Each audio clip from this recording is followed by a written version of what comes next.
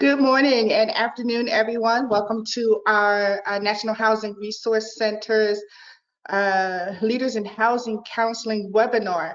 Today's topic is co-ops, condos, and homeowner associations, and what you need to what housing counselors need to know. Just a little bit of housekeeping rules. A copy of today's presentation has been added to the handouts tab, which is located in the control box on the right-hand side of your screen. There is also a link to this presentation added to the chat box. If you have any questions, please add them to the questions box, which is also located in the right-hand side of your screen. Please note that all questions will be asked and answered at the end of everyone's presentations. Today's presentation is being recorded and will be sent out via email along with any handouts and/or links. And so with all that housekeeping out of the way, we're going to turn it over to Bruce Dorpalin so he can get us started for the day. Thank you.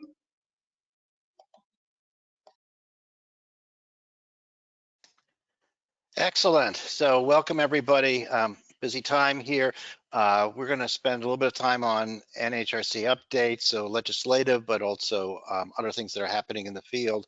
We're going to be pretty quick about it because we've got a crowded agenda, but there's important things we think you need to know about what's happening on the Hill, the White House, and with the Office of Housing Counseling. We're going to spend most of our time talking about condominiums and co-ops and homeowners association agreements and all those pieces that this is a growing part of our business. Obviously, people are struggling to find affordable properties. And obviously, there have been some major issues with some of these buildings. We are interested in making sure everybody's got the most up-to-date strategies about what to advise their clients, and I think hope this will be really helpful to you all. And then and we'll have room for Q&A at the end, and we'll make a nice plug for joining NHRC. So let's dive right in. So Build Back Better. You know, we had a shocking thing that we learned on Tuesday night, which was that the two of the key pieces to increasing housing supply that are in the bill were not in the bill. So we're talking about the low-income housing tax credit, and we're talking about the Neighborhood Homes Improvement Act.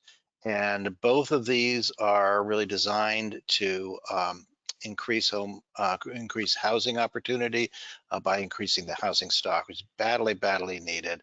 Low-income housing tax credits, LIHTC as it's called in the trade, that's used to build multifamily housing. It's a key component to really building construction. As we all know, there's a fair amount of luxury housing, as it's called, being built, but the problem is having affordable housing, and we really need to build up a great deal more inventory in that part.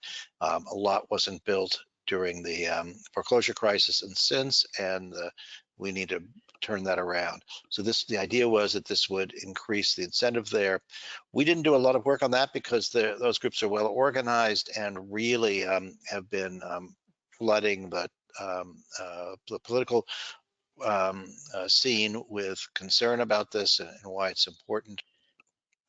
But the Neighborhood Homes Investment Act really came out of work being done by a number of housing practitioners and the National Community Stabilization Trust and other groups. And basically it creates a tax credit to pay for or to help subsidize the cost of affordable new construction and rehab. And it's actually a tool that could be used for doing purchase rehab or straight rehabs on properties that are, so it deals with blight, it deals with some ability to do new construction, but it's really aimed at distressed neighborhoods. It's really aimed at keeping costs down for affordable housing because the tax credit, and it also is a tool that could be used urban and rural. I mean, there's lots of, it was a very well thought out, well crafted, had bipartisan support.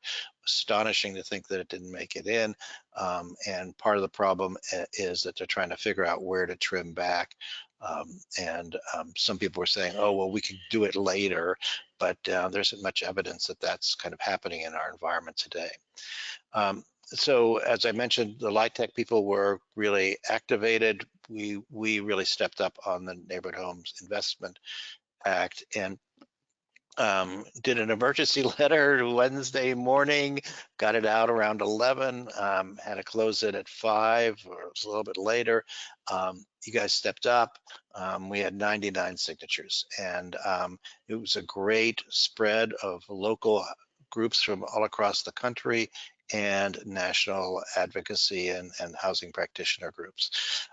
We got that to our friends at the White House. We got it to our friends on the Hill, and leadership really we aimed it at as well. We had a good cross section of the kinds of organizations that signed on, and hopefully this has an impact. And also our advocates, it gives them a talking point to say, oh, you know, we're really hearing from the field that this is a critical piece. So proof is in the pudding, where you end up, what ends up in the bill. If you follow this, Jim Parrott and Mark Zandi, who are two kind of deeply influential housing and economics thinkers, wrote up an op-ed piece on why this is important, why it's a critical piece to all this on the home ownership side, and hopefully those kinds of things are going to be effective. We'll see where it all lands, but big shout out to say thank you for moving quickly and not necessarily. I know it's hard for groups, and not everybody was able to get a decision made early enough, but you know, those that scramble to do it, it's incredibly helpful. On the first gen down payment assistance program, so it is in the bill. There had been a lot of talk about it being zeroed out or being substantially reduced. Right now it's at least $10 billion, and there's still an opportunity that might be plussed up some. So that's amazing, and a good tribute to the excellence of the value of this work and the broad coalition that supports it. There's also contained in that $500 million specifically for housing counseling, so that work you would do on trying to get people in the door and approved and then closed would be really well funded. So $500 million is a lot of money. We're going to probably argue HUD will distribute it. We're going to argue that it probably should go on a per loan basis, so that it kind of gets spent as the down payment assistance gets made. But we need to think that through a little bit, and that'll be a discussion that happens if the bill actually passes. And I mentioned already about the Neighborhood Homes Improvement Act. Other things that are in the bill that are valuable to know is public housing, as we know, has been deeply underfunded, and it looks like there's a big commitment for public housing. So that's very valuable. There's been a lot of back and forth about vouchers. This is a critical piece, obviously, for really addressing both homelessness prevention and helping people find affordable housing. And that seems to be back in the bill again. It was definitely under some stress there for a while, but not nearly on the level that was originally envisioned when it was $3.5 trillion bill. But you know, there are lots of good things in there. That we're not going to touch on everything, but just to say that things continue to move forward. You know, it's a day-by-day thing. Obviously, what happens with cinema and mansion are key to this. We'll see where things go, but we're definitely doing everything we can. I'll just mention one other thing. We've talked about this before, but you know, in this whole move to figure out how to address Black and brown home ownership and the gap, the severe gap that that exists between that and white home ownership in this country. We're involved in a number of initiatives, and one of the ones that we've really been the lead on has been on Section 8 home ownership vouchers. You know, it's called Housing Choice Program, and it's actually because there is a choice. I mean, it's overwhelmingly a rental program. Not that very many people ever actually get the offer to be choosing between home ownership or rental, but that's in fact the way the program was originally designed. To be honest, I'm old enough that I actually was involved in the first legislation that implemented all this. And it had always bothered me how underused the program is. There were only 59 new vouchers, net new vouchers last year from 2019 to 2020, and this year so far only about 55 new ones have surfaced. So you know, it's not growing. It's a very tiny program relative to other initiatives. So what we did was we pulled together a lot of practitioners, public housing authority participants, and really administrators, some of the trade groups that work with public housing, advocates, housing counselors. So some of you on the phone were probably participating in this, but we've done a deep dive over the last 3 months on this and developed a set of programs.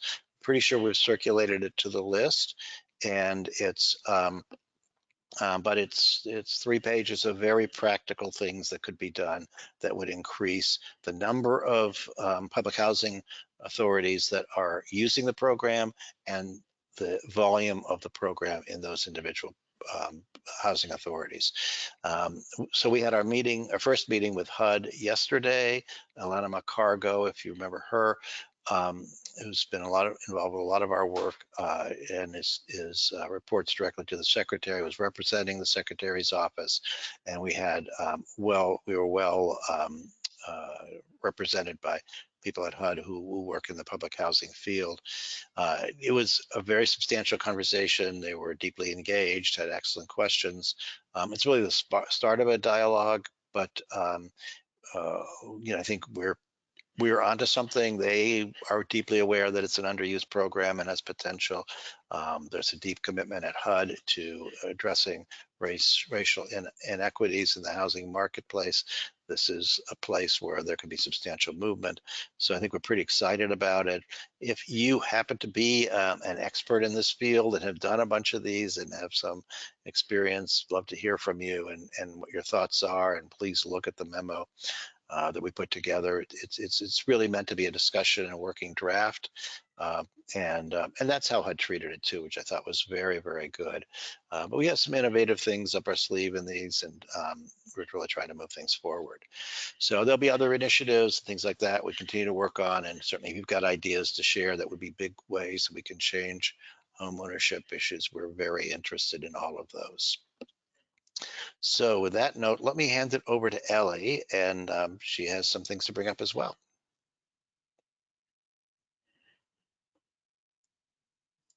I have to unmute myself first.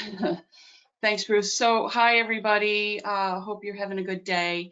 Just a couple of quick things I wanted to update you all about. So very briefly with the Housing Assistance Fund, unfortunately, I don't have really any big news to tell you other than to say that Treasury has begun to reach out to the state program administrators to talk to them about their plans and to make suggestions. So what we've heard is that there's a handful of states who've been engaged and have spoken already with Treasury. So Treasury is starting to move forward with that. The hope is that the majority of the programs will be able to get up and running before the end of the year. I know some states are really hopeful that they'll be able to get something going in November. So that's the update about the Housing Assistance Fund. And then quickly, there are 2 upcoming events with HUD that they wanted to make sure you all knew about, and Ebony is going to put links to these for registration in case you're interested. So on November 8th, there's the Military Families Tenant Rental Rights, and then on November 16th and 17th is a Housing Counseling Fair Housing Conference. So again, Ebony is going to pop those into the chat box so that you can link to those to register if you'd like. And with that, I'm going to hand it over to Ebony to get us started with the main part of our webinar today. Thank you so much, Ellie. I'm going to go ahead and introduce our first speaker for today's webinar. Our first speaker is Debbie Edmundson, and she is the Senior Associate in the Project Standards Division of Fannie Mae. Debbie joined Fannie Mae in January of 2009. Some of her responsibilities include reviewing new and established condo projects for Fannie Mae approval, reviewing project eligibility waivers, as well as working and training Fannie Mae's approved seller and servicers to ensure their understanding of project eligibility and requirement guidelines. So Debbie, it's in your hands. Take it away.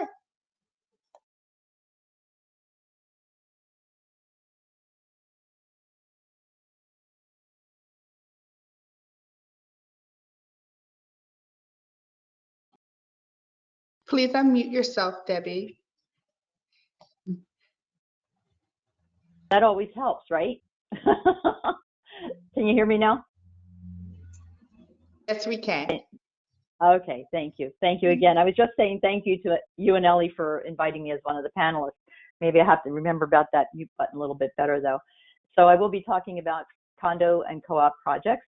And this first slide is just a disclaimer that even though I try to do my very best in giving you the most accurate information, that the Fannie Mae Selling and Servicing Guide and their updates and guide announcements and release notes are the official statement for Fannie Mae. Next. Okay, so when a borrower purchases a single-family residence, there are a two-step process, right? Which consists of qualifying the borrower by completing a credit review and reviewing the collateral, which is typically the appraisal. Okay, next one. When a borrower purchases a unit in a project, it is a three-step process. You qualify the borrower, you review the appraisal, and now qualifying the project. It may sound a little overwhelming, but it really doesn't have to be. And let me show you and explain a little bit more in the next slide. This slide isn't too intimidating, right? It looks like utter chaos. But let me go through the steps with you. You can see that the scale on the right is actually the scale is a little lopsided, but that's due to the right-handed side, which involves only the credit risk. That's the lighter side, it's the borrower and the collateral. The heavier side of the scale is the project risk. All these areas of the project are what lenders review when they do a delegated review. Let me see, I'm sorry, I lost my train of thought. All of these components must be reviewed by the lender, and actually we do the same when we do a PERS review. There's a lot of components of a project that needs to be evaluated. So let's go over a few. Starting at the very top is insurance. Lenders need to make sure that the master policy is in compliance with our guidelines. And if there's flood insurance, well, that also needs to be in compliance. The next one I'll go to is the financial stability and reserves. Lenders are required to review the budget to make sure that the budget is adequate and that the reserves are at least 10% of the budget. Now, headed down to the very bottom is litigation. That is also a very challenging situation in a project, as it can affect both the financial viability and the physical aspect of the project. And for that, I mean something like a construction defects. The last two items I'll touch on here is the special assessment and the significant deferred maintenance, as these are the recent hot topics. When lenders review the budget, if there is a special assessment, it's typically noted in this document and should be questioned. The significant deferred maintenance should be addressed in the appraisal and/or the minutes of the board meeting, which we are now suggesting that the lenders obtain when reviewing the project with significant deferred maintenance. If the lenders can't obtain it, then surely the borrowers can. Okay, next. So the next slide shows the different lifestyles. The first one being single family. You can see this very happy family where they have just purchased a beautiful home with a lot of grass and a pool. And then the other side of the coin would be the community living, where you do have a pool, tennis courts, you have a lot of grass probably, but you also have a tiki lounge, right? So these are all the things that the community living can provide to those who own it. Next, the project-related risk. I hope it's coming up, I don't see it. The project-related risk is twofold as well. For condos, we have litigation, such as I talked about earlier, which can be neighborhood disputes and construction defects. You know, when you're in a community living type lifestyle, that you get 2 or 3 people together and anything can happen. And typically it does. And then there's the project delinquencies. You know, you have to pay your monthly maintenance, otherwise the HOA that depends on that particular income, they don't have enough to pay their bills. Insufficient reserve allocation. We require 10% as being the least amount of the budget to be allocated towards reserves. Special assessments is something I'm going to get into in the next couple of slides, so I'll save that one. The financial instability of the developer. You know, they do have good intentions, right, of building a wonderful place, the American dream for the borrowers. But what they don't anticipate or can't is the fact that what the economy has, what the economy does. And we experienced it several years ago, where they were tooling along, building their dream for the homeowner, and the economy went south. And the last one there is the inadequate insurance coverage, which again, I'd indicated that the master insurance policy has to be in compliance with our guidelines. Now, the other side of the coin is the risk associated with single family. The upkeep of the property not shared with an HOA. The HOA is responsible for taking care of all of the amenities in a project, but you get to do it when you own a single family home. You get to take care of the pool, you get to clean the pool, paint the house, mow the lawn, things of that nature. That's typical upkeep. The lack of HOA to enforce aesthetics of the neighborhood. Perhaps your neighbor has grass that's 6 or 7 inches high and painted a very pretty purple, but it doesn't necessarily go along with the neighborhood, right? And the next one, the amenities, only what you own and maintain. And the last one there is lack of socialization. You know, some people want to be by themselves, others want to be with others, and the community living affords them that. Next, we'll talk about protecting condos and co-ops as sustainable housing options. Boy, that's a mouthful. You know, it's understood in the industry that projects are very affordable housing, whether you are first-time home buyers or empty nesters, or you just want someone to be responsible for taking care of everything on the outside of your unit. Well, that comes with its own set of responsibilities as well. Most importantly, paying the monthly maintenance fee that goes towards such things as water, sewer, trash, and reserves. The reserves are set aside for standard deferred maintenance and or capital expenditures. And in response to the tragedy that took place in Florida, we now have another layer of risk to address in projects, and that is significant deferred maintenance that may impact the safety, soundness, structural integrity, or habitability of a unit or the overall project and its amenities. I'll talk more about that in the next slide. Due to the supply of units in projects being low and the demand being high, it is more important than ever that we at Fannie Mae reaffirm our total commitment to support homeownership in projects. We stand by the motto of do no harm to the borrower, especially when they are seeking to purchase a unit in a project. The project must be both physically safe and financially viable for these homeowners. Okay, next. So now we're going to talk about significant deferred maintenance. And that, again, is another mouthful. Although projects have been around for many years and they continue to stand the test of time, The truth of the matter is that these projects are beginning to show their age. There's leaking roofs, unsafe balconies, amenities in need of repair, creaking elevators are just some examples. The greater issue with deferred maintenance is that it only grows in scope and cost the longer it is prolonged. When a repair is delayed, it is still subject to the daily use and abuse of the building occupants.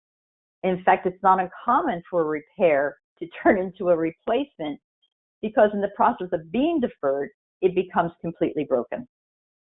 Think of what happens when your engine light on a car goes on, besides total panic. It means that maintenance is due. If you ignore the engine light for a couple weeks or a couple months, eventually the car may not even start at all. And why is that? Because you didn't heed the call for regular maintenance when the light first came on. Now the car needs to be towed into the repair shop for the more detailed maintenance.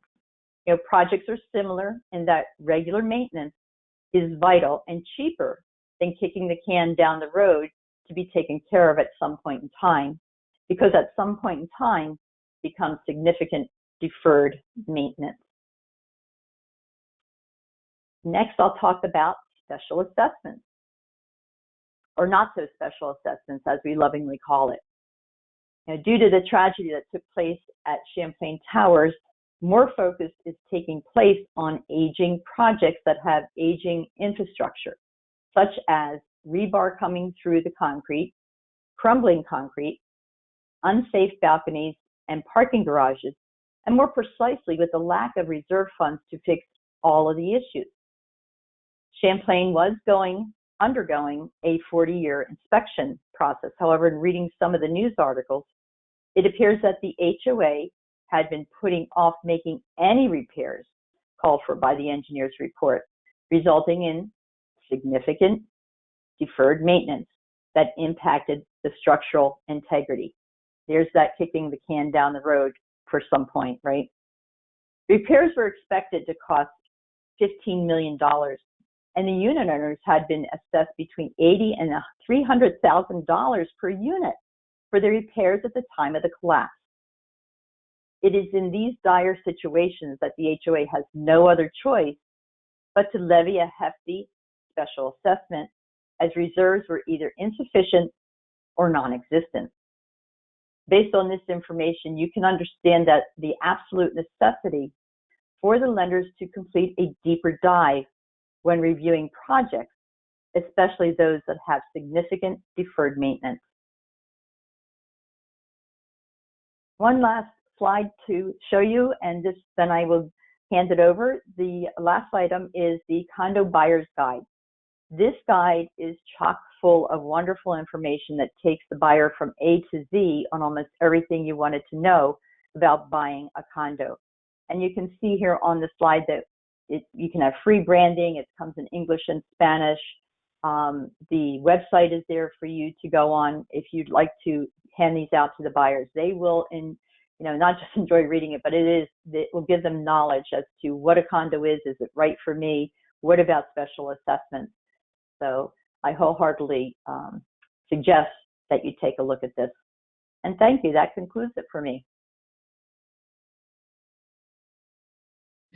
Thank you so much, Debbie. My pleasure. Our next speaker for today is Jacqueline Doty. She is the Director of Collateral Risk in the Single Family Risk Management Division at Freddie Mac. Jacqueline has a broad knowledge of residential housing, residential mortgages, and government-sponsored enterprises. Her specialties include credit risk management and policy, new product development, residential automated valuation models, and residential appraisals. All right, Jackie, it's in your hands. Take it away.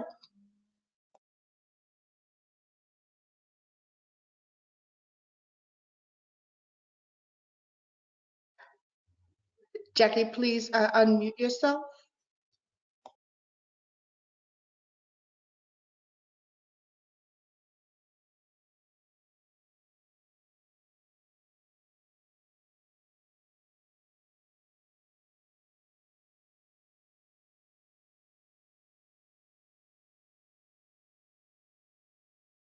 I don't know if we lost Jackie or if there's some kind of issue. So I'm going to move forward. And Jackie, if you're hearing me and you're ready to come back in, just text my phone, the same number that you called me earlier, you can text me on. All right, so we're going to excuse my quick movement here. We're going to move right to Robert Nordland. So go ahead, Ebony. Okay, thank you so much, Ellie.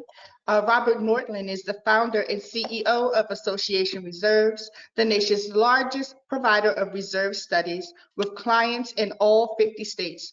Robert pioneered many widely used reserve funding concepts and is a frequently quoted expert on association physical and financial health. Okay, Mr. Nordland, it's in your hands. Take it away. Ebony, thank you very much. I almost want to say thank you, Ms. Cartwright, by introducing me as Mr. Nordland. No problem. In everything I speak about, I want to make sure people are understanding it pretty readily, pretty easy. And so when I think of community associations, this is what I think of. I think of playground equipment, something very simple. When I was growing up, we called it a jungle gym. And this is an important concept to understand. Debbie led out by talking about the additional layer of complexity with community associations. And you have to understand that in a community association home, there's two elements. There's the common area where you're a partner, and you can think of that kind of like a condominium. Pretend this jungle gym is a condominium. The framework is the association, and you're a partner in a 100 unit association. You are for argument's sake, a 1/100th owner in that framework. And then the next slide shows that what you are actually buying is the separate interest. It'll be the cube. You buy the separate interest, 1 cube in that. And if I can get the next slide.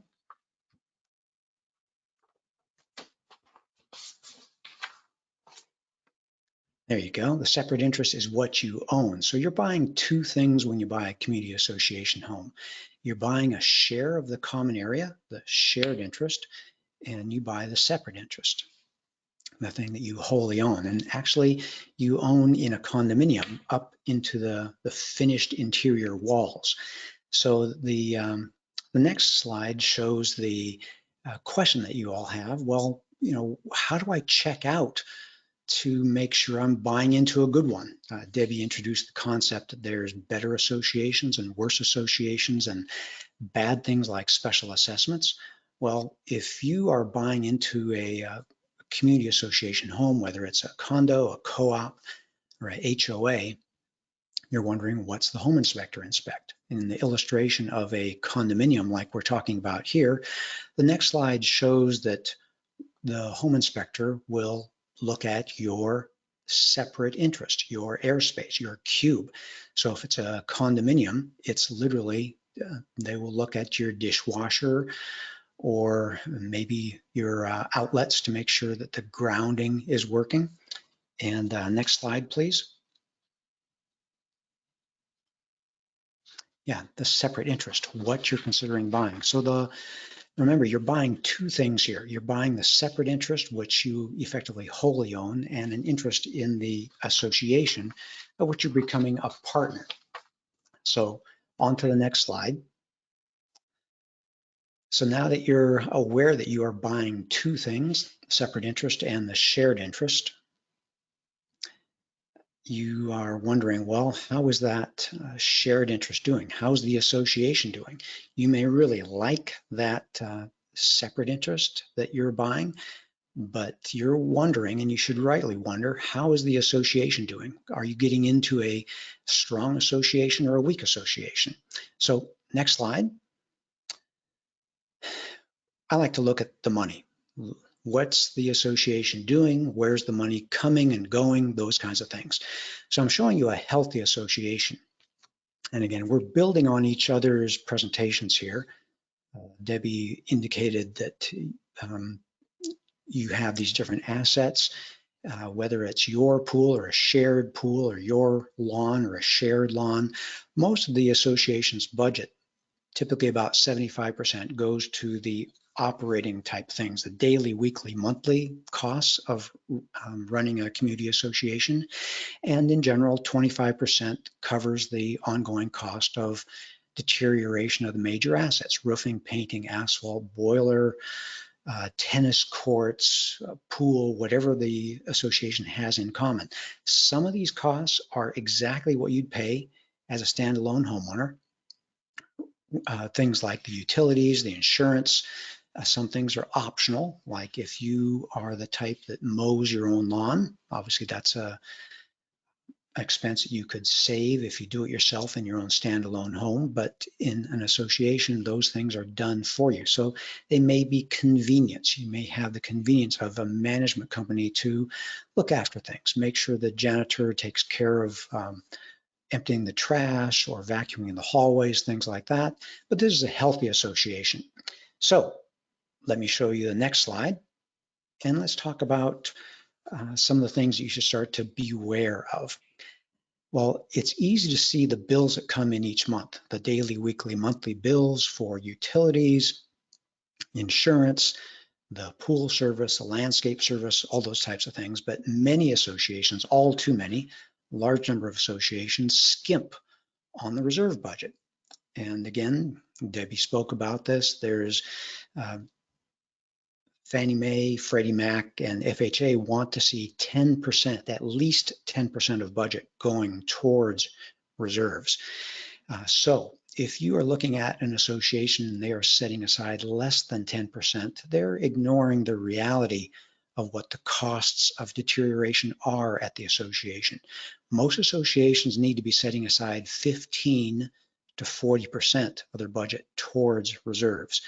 And so you need to be aware that sometimes some associations look attractive with lower monthly assessments, but that's because they're not taking care of the long-term budget.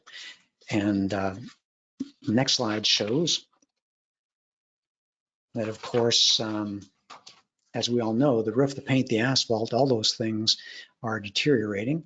And focusing so much on my words, I forgot to turn my webcam on, but this is me. So all those things are deteriorating on an ongoing basis. And just like your operating bills, the water bill, utility bills, management bills, those types of things, if you don't pay them 1 month, they're just going to accumulate. You need to pay them in the future. So what happens if the board is not paying the total cost of deterioration and just skimping on it?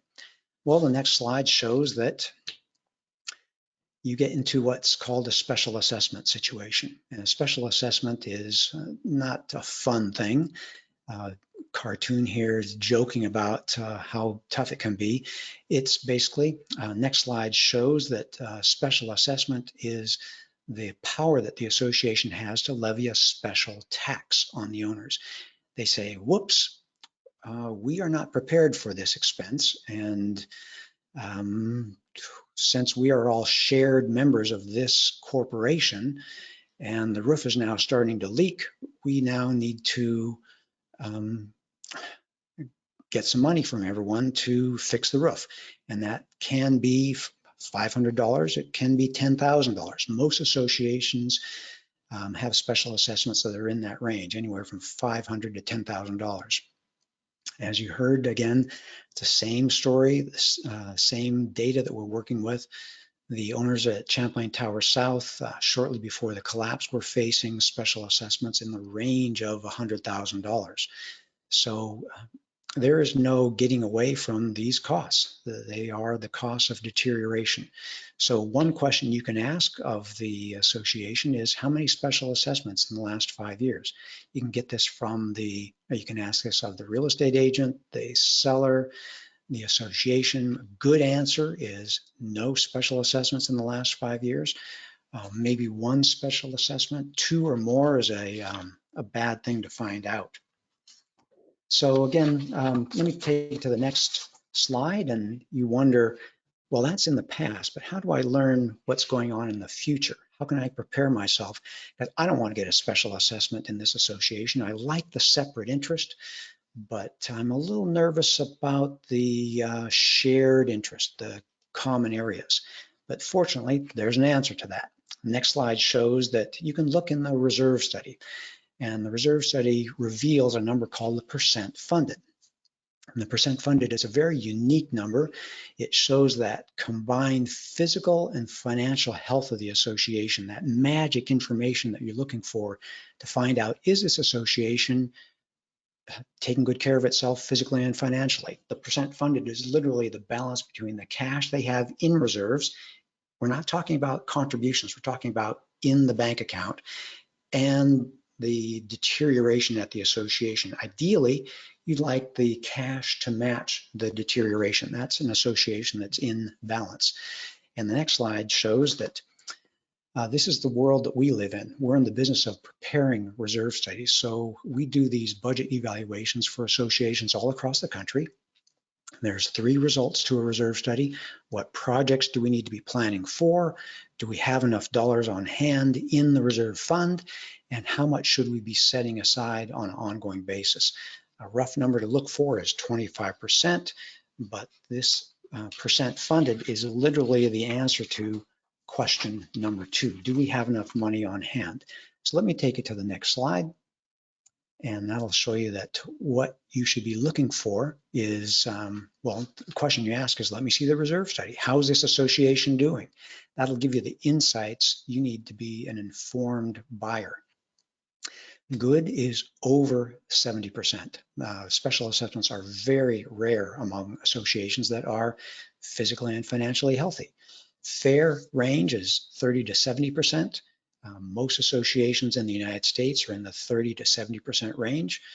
They have infrequent special assessments, maybe a catch-up, maybe a surprise, but what you want to stay away from or be aware of the risk is the associations that have a percent funded 0 to 30%. That's where special assessments are common. Champlain Towers South, before it collapsed, they were 7% funded. And that's why, that's just the reality. Associations in that range have large special assessments. And unfortunately, they weren't able to launch their repair projects in time. And we all know the unfortunate tragedy that occurred from that. So next slide shows that we have a few more tips like this. You can get our 7 tips book that help you understand what to look for in that shared entity in the association. You can go to condoshopper.com. It's a free book. We just got it up on the website yesterday in time for this webinar, and it's there for you. We want to make sure you are an informed buyer and know what you're getting into when you're looking at co-ops, condos, and HOAs. And so that brings me to my last slide. We want you to have a good experience and not be surprised when you're buying into a community association home. We want you to make sure you are well aware of the physical and financial condition of both the separate interest that you're buying that you will call home and the shared interest that is the organization that is the framework for this home that you're buying. Thank you very much. Ellie, back to you. Thanks, Robert. And forgive me, everybody. We have resolved our technical issues, and we're going to go backwards in our presentation so that we can go back to Fannie Mae.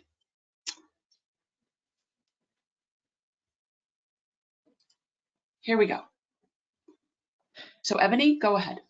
Okay, we're going back to Freddie Mac. And our speaker again is Jacqueline Doty, the Director of Collateral Risk in the Single Family Risk Management Division at Freddie Mac. Jacqueline has a broad knowledge of residential housing, residential mortgages, and government-sponsored enterprises. Her specialties include credit risk management and policy, new product development, residential automated valuation models, and residential appraisals. Okay, so Jacqueline Doty, if you are available, it's in your hands.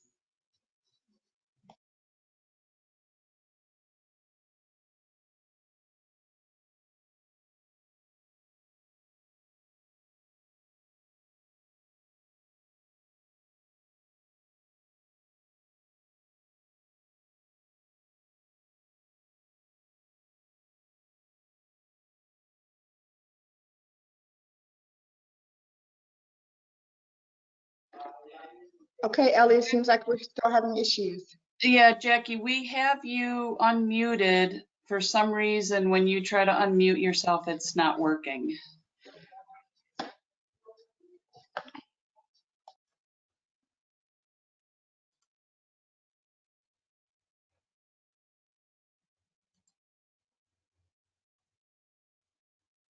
Hmm. Okay, I'm not sure why. Oh, Jackie, are you there?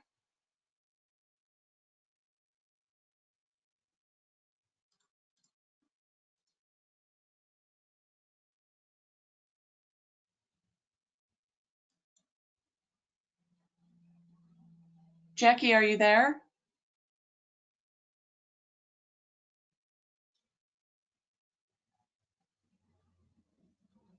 I see that you're unmuted, Jackie. I'm not sure why we aren't hearing you.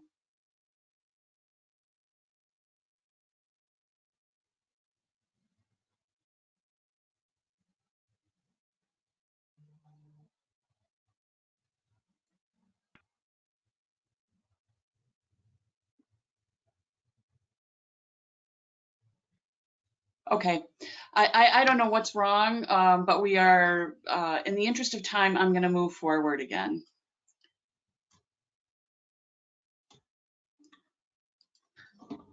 Okay, Ellie, while you're getting the slides together, I'm going to read the introduction for our next speaker, which is Andrew Lubert.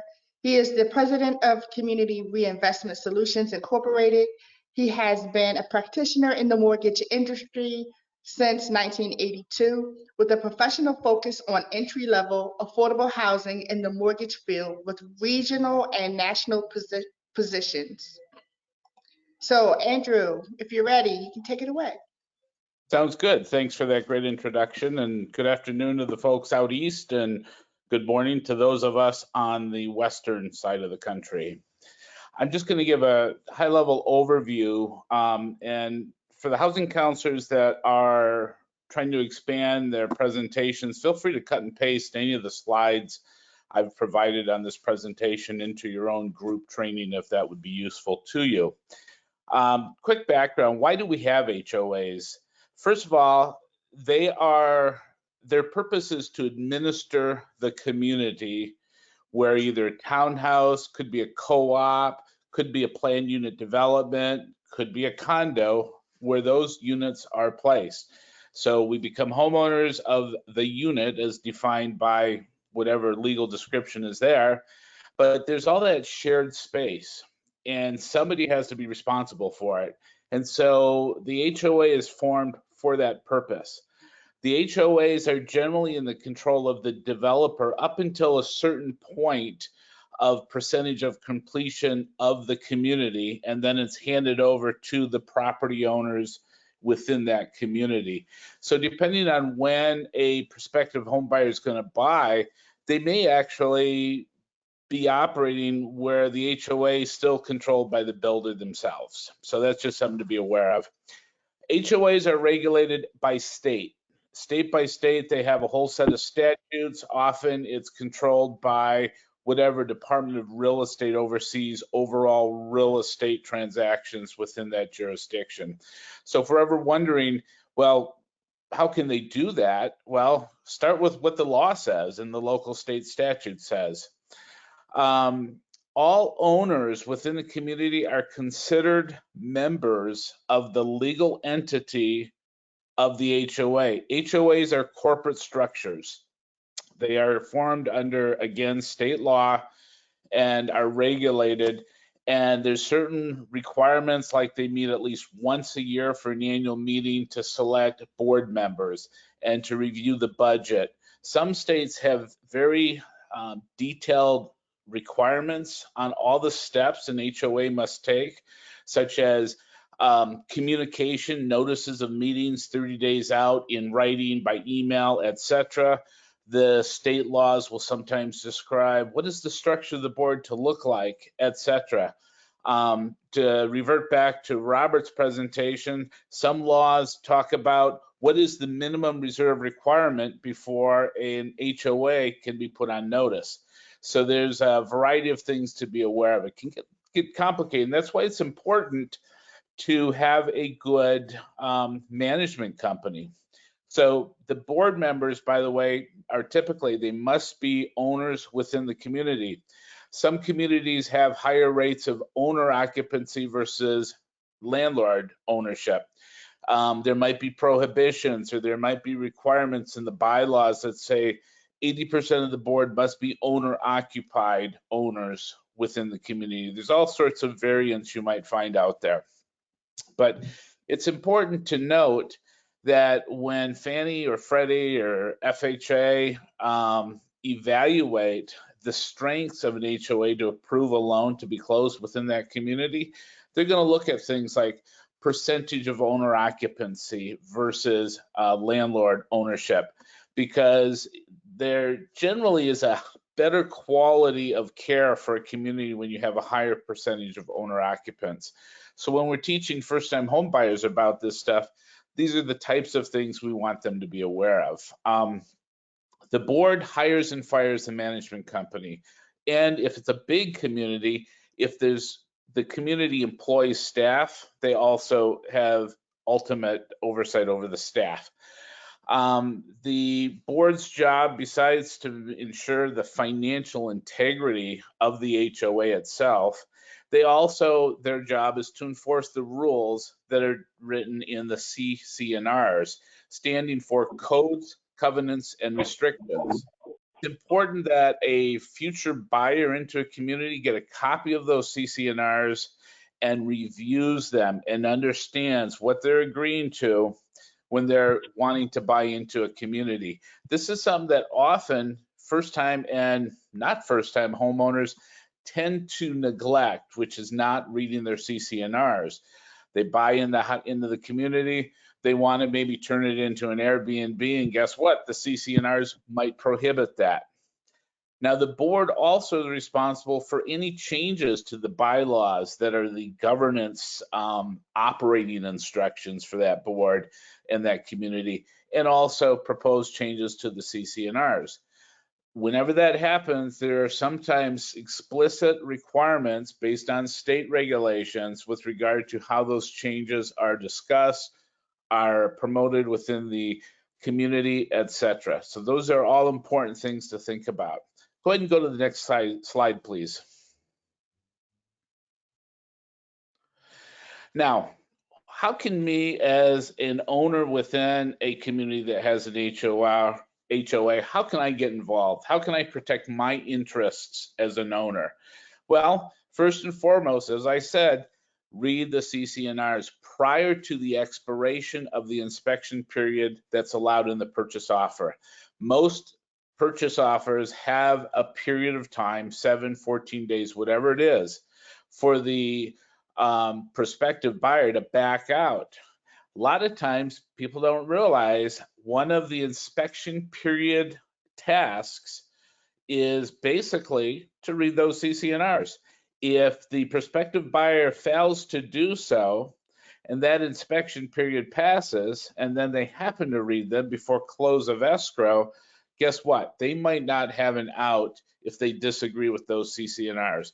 So if we're teaching first-time home buyers how to buy a property that's in a community with an HOA, emphasize that you tie in the review of the CC&Rs with that inspection period. Most states have standard wording for purchase offers where the subject property is within a community regulated by an HOA. So if that is the case, there should be an addendum, a standard addendum to most purchase offers that talk about reading the CC&Rs, the rights of the consumer to have a set of them as part of the purchase and due diligence process, etc. So when you're working with home buyers and you have someone that's getting into an HOA situation, whether there's a required addendum to the purchase offer or not, be aware of it and make sure that the prospective home buyer reads that particular addendum, because it's designed to spell out what are their rights as a consumer, as a future member of that community. But with all rights comes obligations, and this also introduces them to that fact. One of the things is, if you don't like what's going on with the HOA, join the board if you can. Now, smaller associations, it's sometimes hard to get board members, and if you do, it's hard to get a quorum. For larger associations, you got a whole different dynamic called politics. And it's important when you've got a situation where it's a large community and it's a controlling group of owners on that board, and they really don't want to give up that control. It's important for the homeowners to understand, well, wait a minute, what do the bylaws say about term limits? And let's start holding our board members accountable for things like that. So that's just something to be aware of. But, you know, we can complain all day long, but when we're living in a community, we consented to what those CC&Rs said, and then we handed control of change to that board of directors for the HOA. Best way to execute change is to become a part of that change by actually joining the board.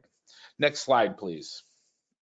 Okay, it's important that if I'm an owner in a community and I want to make some changes, especially to the exterior, that could affect the look, paint, landscaping changes, etc.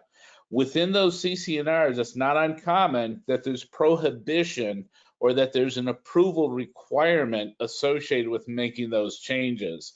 It could be as simple as hanging an R or a D sign on your front property during the election season. That might be prohibited.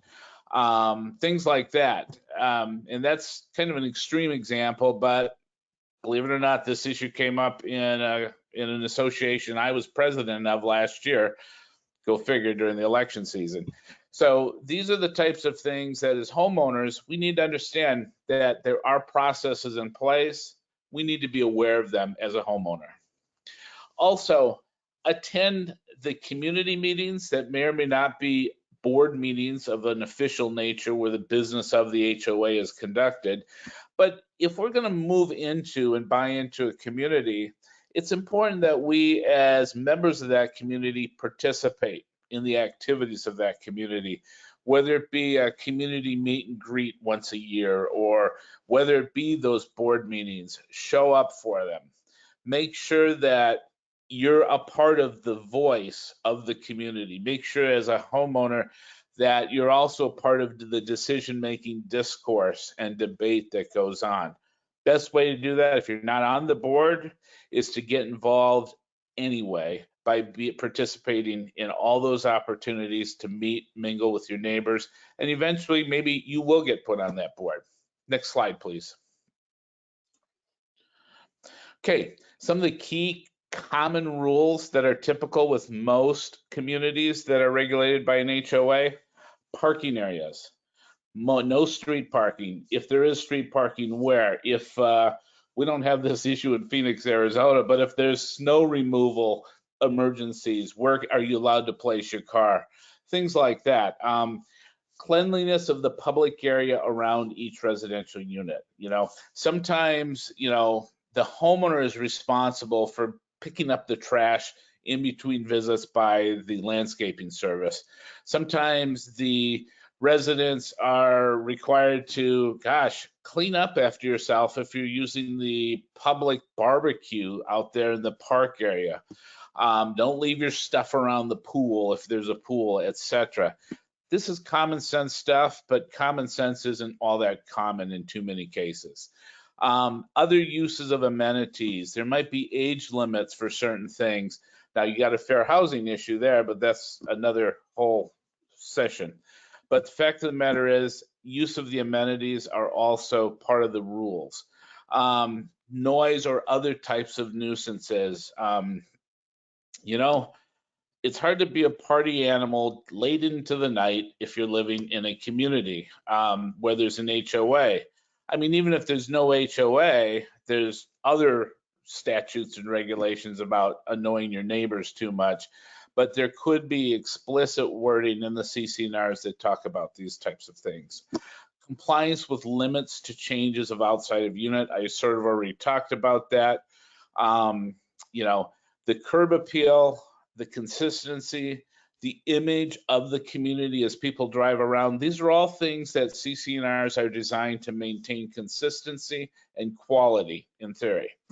You know, you might have free access as a homeowner to do what you want on the back patio, as long as you're not, say, building a 12-foot high toy gym for the kids that exceeds the height limits. I actually had a buddy who had to do battle with his HOA over that example. So it's just important that as property owners within a community, it's the responsibility to know what I can and can't do if I want to own in that community.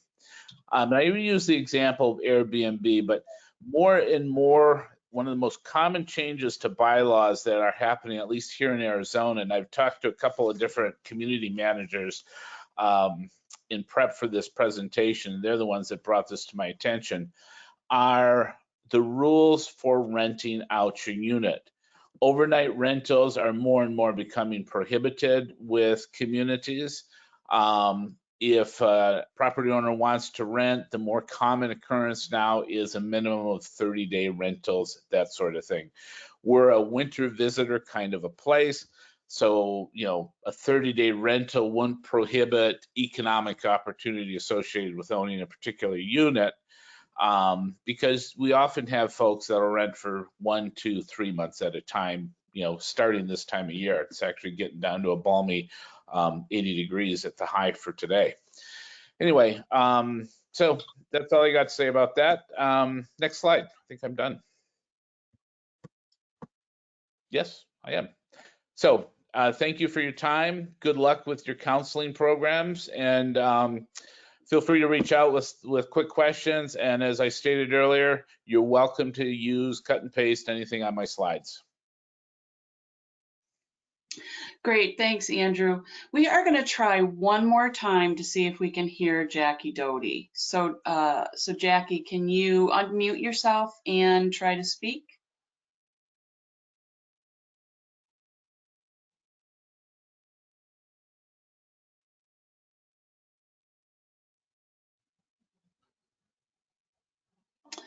Okay, it doesn't look like it's working, so we're just going to move right on. Ebony? Okay. Oh, go ahead. Thank you, Ellie. Our next speaker is Michael Roberts. He is the operations manager of the property division at Housing Education Alliance. Michael has over 25 years of experience in several housing competencies, which include new and rehabbed real estate development in blighted communities and financial lending. Okay, Mr. Roberts, take it away. Thank you, Ebony. I want to talk a little bit about, and that was great presentation by both Robert and Andrew talking about the condo HOAs. So we will touch a little bit more on that as well, but I want to talk a little bit about from the housing counseling perspective. A lot of these clients coming through the first-time home buying class, they're having a dream of home ownership.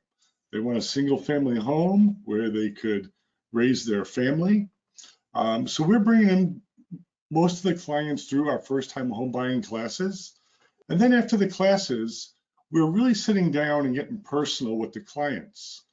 We're reviewing their goals, their needs, what they're looking for. And a lot of these clients want to have a single-family home, a place they could raise their children and family, put them in good schools. And through the counseling sessions, we're touching on their budgets, their savings, their credit, their debt to income ratios. We're creating an action plan for them. We're providing them all the tools necessary for success to obtain the goal of home ownership. Now, as we're sitting down with these clients, and we're in South Florida, and I'm specifically talking about Palm Beach County, Broward County, Miami-Dade, and we're going through their affordability, we're really finding out that affordable housing is really tough to find. the price points in South Florida have increased so much over the last 2 years that it is really putting the dream of home ownership in a single family house on hold. So this is a great topic about townhomes, condos, co-ops, because what we're finding is the first-time home buyers don't have many options but to look for a townhouse or a condo based on the price points. Next slide, Ellie, please. So when we're sitting down and we're counseling the client, it's very important, and I think they really understand it when we do a visual with them with the renting versus the owning. Now in South Florida, it's not uncommon for a 2-bedroom apartment to be $1,800. And we like to compare that and show that to them visually, so they really have an understanding of the dollar, the value of the dollar, of what they're paying and what they have been paying for years, instead of putting that towards something they own. Now, even if they're renting an apartment, we don't steer away from the affordability or a first-time homebuyer going into a townhouse or a condo. Reason being, we see a lot of value add there, even if it's not a single-family home. We'd rather see a homeowner, a renter, go from rental for the last 10 years into a condo or a townhouse where they could build a little equity and self-wealth for themselves, rather than paying a landlord years and years of rental payments. So given this example of $1,800, a 2-bedroom apartment in South Florida, and in different areas it could be a lot higher. But we like to show them that at a $225,000 price at 3.25%, with the principal and interest, taxes and insurance, you're at $1,243. And then whatever the HOA is for either the townhouse or the condo would be on top of that, of course. But it's still cheaper in most cases than renting a 2-bedroom unit in South Florida. So pushing, even though single family homes, the price points are very high, it's still very important that we give those options and provide those options, that maybe a condo is the next best option, maybe a townhouse, because that's really the reality of what they could afford. Okay. Next slide, Ellie, please.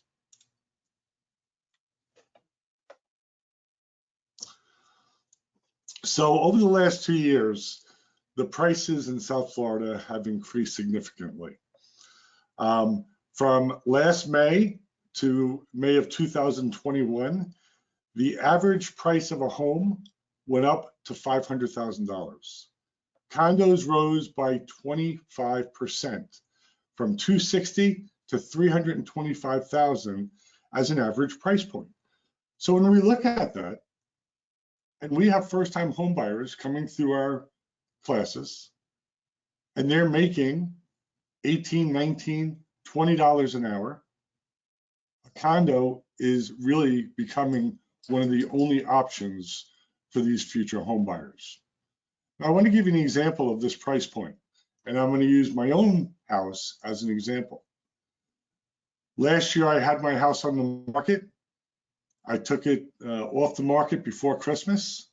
I put it back on the market, and I just sold it for $100,000 more in less than a year. So it's not just the area where I live, it's many markets throughout Florida, and not just South Florida, and throughout the country.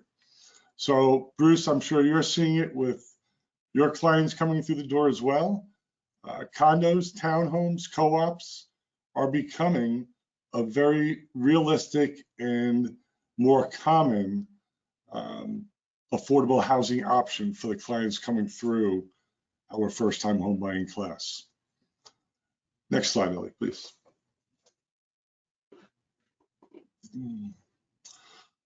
So when we are talking about affordable options such as condos and townhouses, you know, that word, the HOA, comes into play.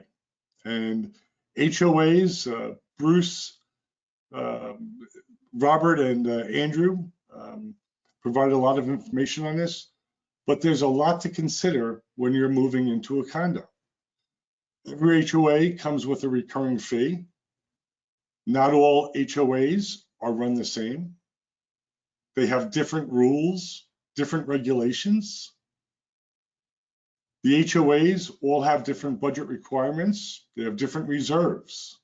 So that's very important. We have to educate them when they are purchasing to make sure they're looking at the budget requirements, looking at the reserves, looking at any assessments. Does it have current assessments? Are there going to be future assessments they're evaluating? Because these are going to be fees that the future home buyer may be responsible for. You know, the condo purchase, the insurance tends to be a little bit cheaper because you have a shared space than a single family home. But there's different lending requirements. Lenders tend to require a different amount of down payment when purchasing a condo. They also are looking at the occupancy of that complex. How many people are owner-occupied versus renters? And that's very important because that's all going to translate back to the condition of that particular complex. So we like to educate people who are looking for condos or townhomes. Look at the budget, look at the reserves, the CC&Rs, as Andrew was saying. These are all different types of information that needs to be provided today. And I think the housing counselors are becoming more and more educated on communicating about the level of education of what is needed when you're looking at a condo and a townhome today compared to the traditional single family house. So very important. You know, and it shouldn't be taken lightly as housing counselors as we're teaching this to our clients or even during a one-on-one. The last thing we want is a client going into a townhouse or a condo situation and then having to be assessed for a roof a year later and have to spend an extra $500 a month. That $500 a month may put them out of the affordability of being able to pay their HOA fees or their mortgage. So very important. A lot of these topics here have already been discussed, but I think it's very important. If housing counselors are not familiar with how the HOAs and what the requirements are, to definitely get educated about that subject. It's important that we convey this to our clients. They're aware of it so that when we guide them, that we're not providing incorrect information to them. All right. And I think that may be it. One more slide, Ellie. Okay. Thank you. Thank you so much to all of our panelists. And just very quickly before I hand this back over to Ebony for her to get your questions asked, Jacqueline Doty wanted to send her apologies for the issues around the technology. But there are slides in the presentation that have information from Freddie Mac, and I have put her email address in the chat box so that if you'd like to email her any questions that are related to the slides that she provided us, you should feel free to do that. And with that, Ebony, I think we have quite a few questions.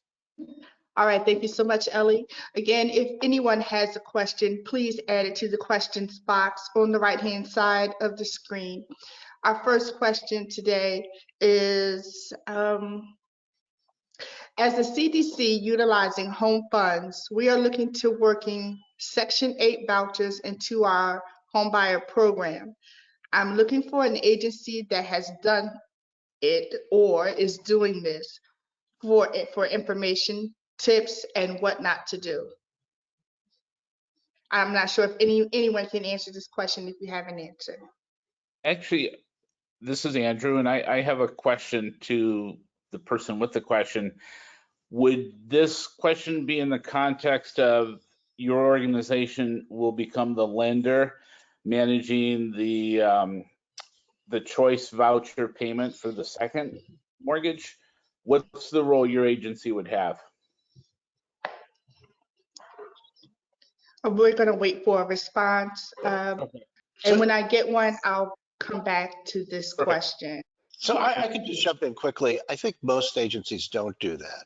So I think the Right. question is, can this apply to a condo or co-op? Can you use a Section 8 voucher? Let's try that one at least. In the context of that, as long as the local program manager, the local jurisdiction issuing that voucher allows it, the most likely answer is yes. The changing over time of the HOA fees could impact the financial viability, but that's the only variable I would look at. It's up to the local jurisdiction to determine that. Okay, thank you so much. Bruce, can you mute your, thank you. All right, next question. Is the reserve study required for condo associations? And again, any of our panelists can answer these questions. Well, this is Robert. Let me jump in with that one. A reserve study is required in a number of states. Unfortunately, just a few states. There are requirements depending on if it's prepared for the budget process or for the disclosure for prospective buyers. So depending on how you read that, it may be anywhere from 7 to 25 states. But the bottom line is that, as we've indicated earlier today, that the reserve contributions are anywhere from 15 to 40% of an association's total budget, making it one of the association's single largest budget line items. So it's one of those things that the board responsibly should look into and do too. Basically, wise accounting principles, they should look into that and regularly update their reserve study. But direct answer to your question is about 10% of associations across the country in any given year have a professional reserve study prepared. To back up Robert's comments, a person should not buy into a community that doesn't have a well-managed HOA. And whether it's required by state law or not, a reserve study is a critical tool for the board to make financial decisions on a longitudinal basis. For instance, the organization I was a part of, we relied on that study. And as we deliberated year over year changes in our HOA dues, we actually factored in the fact that we weren't at the level of reserves we wanted. So technically, we didn't need to bump. In fact, one year we could have dropped our fees, but we factored in the need to build up our reserves. So we maintained that fee level one year over the next. And the reserve study is probably one of the only tools that allows an HOA board to competently manage the long-term financial well-being of the organization. So as a user or a consumer of reserve studies, I can't stress strongly enough the value of what Robert and his colleagues do. That was not a paid advertisement, by the way. I was thinking, Andrew, I've got to have you on some of my webinars. Well, it's just my experience tells me what I said. So Yeah, well, we call it the Ebony, if I, roadmap to the future. yeah. Ebony, I just want to add one other statement, as I believe these two gentlemen wholeheartedly with regard to reserve studies. And I happen to live down here in South Florida, so I know the importance of them. I can tell you for Fannie Mae's requirement, we require at least 10% of the budget or the reserves be a part of the budget. And as a matter of fact, with our last lender letter, we are suspending acceptance of reserve studies at this point. Not that the lender can't obtain them, but we have found so many inconsistencies in the industry. As low as 4% some places, and the better ones, obviously with Robert, 15 to 40, that's awesome. But because there's such a discrepancy, we decided to suspend our acceptance of reserve study. All right, thank you, everyone. The next question, could you provide information on what a reserve study looks like? I'm looking around my desk. It's probably a 25 to 100 page document, depending on the size and the complexity of the association. It prepares or provides three answers. One is the component list, which is a list of projects that need to be accomplished at the association. That's governed by the National Reserve Study Standards 4-part test. The second result is the reserve fund strength, and that's measured by percent funded. And the third result is a recommended multi-year funding plan. As Andrew was speaking about it, it guides the association into the future so that when you have a light year of reserve expenses, maybe all you're doing at the association is just replacing the patio furniture around the pool, you don't all of a sudden stop making reserve contributions, because indeed the roof project is, what, 5 years away? The asphalt project is 7 years away. You got to redo the carpet and the paint in the hallways in 6 more years. All these projects are coming and coming and coming, and deterioration doesn't take a day off. So it will be a 25 to 100 page document, again, depending on the size of the size and complexity of the report. Now I'm thinking you can go to our website, reservestudy.com, scroll down near the bottom of the home page, and we have a sample reserve study PDF that you can download there. That's a good, that may be the easiest thing to do. Thank you so much. Next question, will there be funds available to assist homeowners with past due HOA fees and property taxes due to COVID-19? I'll answer that question. So the states have the funds that are through the Housing Assistance Fund, states, territories, and tribal entities. Some of them are designing their plans to assist with exactly those kinds of issues, and some are not. So it depends totally on your state and what they're putting together for using the HAF funds. I'm going to put a link in the chat box from the National Council of State Housing agencies, and there you can scroll down to a map and click on your state, and it'll give you any information that is currently available about your state's plan. Thank you for that information, Ellie. Next question, where can we find the state laws for HOAs?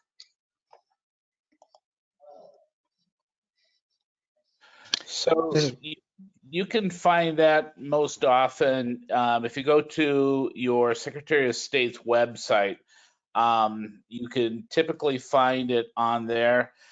Most states have a pretty cool search feature where you could put in HOA or HOA management, and it'll take you to that subsection of the statutes.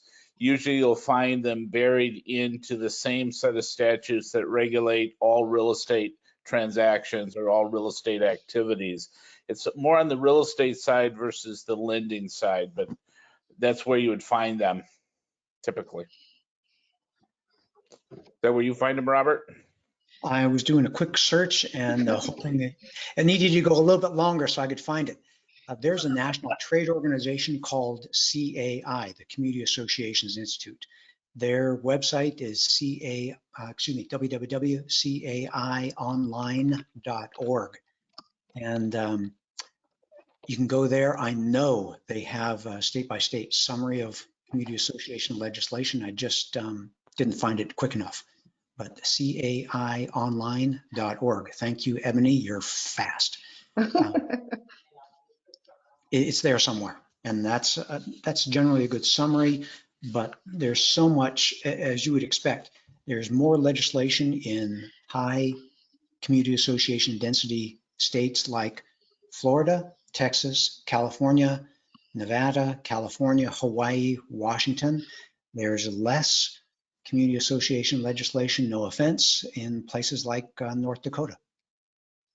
And just as you would expect, legislators in states address the legislative needs of their constituency. Thank you so much. Next question. I manage the HOA where I live as the president of the association, and the IRS billed us for year 2020. They only sent one notice threatening to place a lien on the entire building. Can they charge an HOA taxes on the monthly HOA fee we collect to maintain the building? So most HOAs are set up as some sort of a C corporation structure, often as a nonprofit. Depends on how your particular organization was set up. That requires that a tax return be filed on an annualized basis. If your HOA is a nonprofit structure, that would be the IRS Form 990. And yes, they could charge penalties, etc., for an HOA that doesn't manage its accounting and issue that. The accounting firm that does your accounting, if you use an outside firm, would normally take care of that for you. If you all manage it internally, there is a tax obligation. It's just defined by whatever the structure of the HOA corporate entity is. By the way, I'm not a tax attorney. And Andrew, they did respond. They said that yes, they are set up as a nonprofit in Illinois, and they filed the 1120-H. Okay. Usually a nonprofit for the federal would be a 990, but again, I'm not giving tax guidance. If you use an external accounting firm, that's where your professional information should come from. That's all I was going to add. Just talk to your CPA. You should not be paying taxes on your regular monthly assessments. Something's wrong. Yep. All right, thank you so much. Next question. How do you deal with the board/property manager if they refuse to work with homeowners having difficulties making their payments? Is the question in the context of paying their monthly HOA dues or overall their housing obligations, HOA plus mortgage, etc.? We'll wait for a response from that person. She said that person says paying monthly HOAs. Okay, it's up to the board. We had that situation in the HOA I was president of, and of course, being a housing counselor mindset for all these years, I took a very generous stance and sort of led the board down that path. It's like, you know, patience often will pay off, and so in our case, the delinquency and dues was several owners were struggling because we did, prior to my taking leadership, have a special assessment for some major repairs, and some of the homeowners struggled with that. And so we amortized it out over a 24-month period. We created an accommodation so that people didn't have an unreasonable burden associated with the mismanagement of the HOA itself of that matter. So depends on how big the association is, how many, you know, community owners there are, etc. But you know, it really, unless there's statutes that stipulate a person cannot be kicked out or can have a lien placed on their property for delinquent HOA dues, it's really a case-by-case situation, and it's unfortunate because these are hard financial times for so many people, and one would hope that members of that HOA board are somebody that is either experiencing it and sympathetic to that issue themselves, or has enough loved ones in their life where they become sympathetic to that issue. That's a tough one.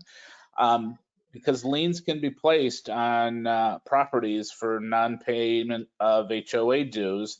And in some states, those liens have a higher precedence than the mortgage, which creates a whole nother problem, in which case, theoretically, the mortgage company would pay the HOA dues to protect their own interests. It gets pretty complicated at this point. Thank you so much, Andrew. How soon should potential buyers request information for condos from condos?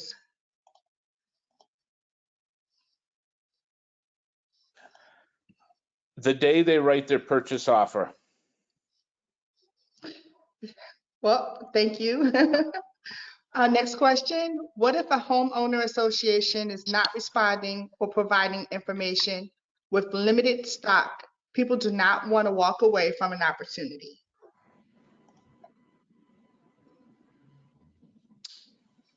Ebony, this is Robert. Yes, sir.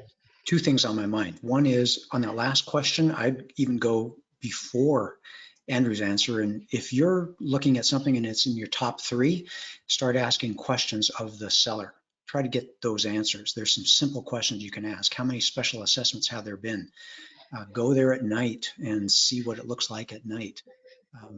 See if you can get a copy of the reserve study. Do that before you even write the offer. That may help you in the window shopping process. And then you ask the follow-up question, what should you do in an environment where you want to grab something before it gets too expensive? Mike talked about that, where property values are going up and up and up, and you want to grab it before it runs away from you. That's just a strategic question that you're going to have to deal with yourself. I'm going to always counsel people to make informed business decisions and not be speculators. That may be my personal bias rather than professional opinion.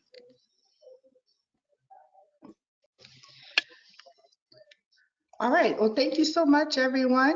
That was our last question.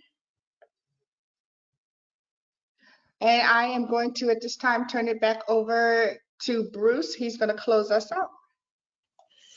Excellent. Thank you, everybody. Thank you for our guests, for our panelists. That was really terrific. So quickly, we want to just remind people, get your membership dues renewed if you haven't, or join, get it in 2021. You get a full year from the date you joined, but please jump on this as you can. You know, we are making a difference in the housing world, and your work makes a great difference in your clients' lives. We kind of amplify what you do and would love to kind of expand our presence here. So thanks a lot for all the support we're getting. We don't have a scheduled leaders call next time. We'll just watch the list for the next pieces there. Thanks again to all the people that signed on the petition that we did do, the sign-on letter we just did on Build Back Better. You know, we'll continue doing things like that as we go along. There's a lot that's going on. So thanks for being on top of all the details. So with that, we're going to close out the call. Thanks, everybody. Thank you. Thank you.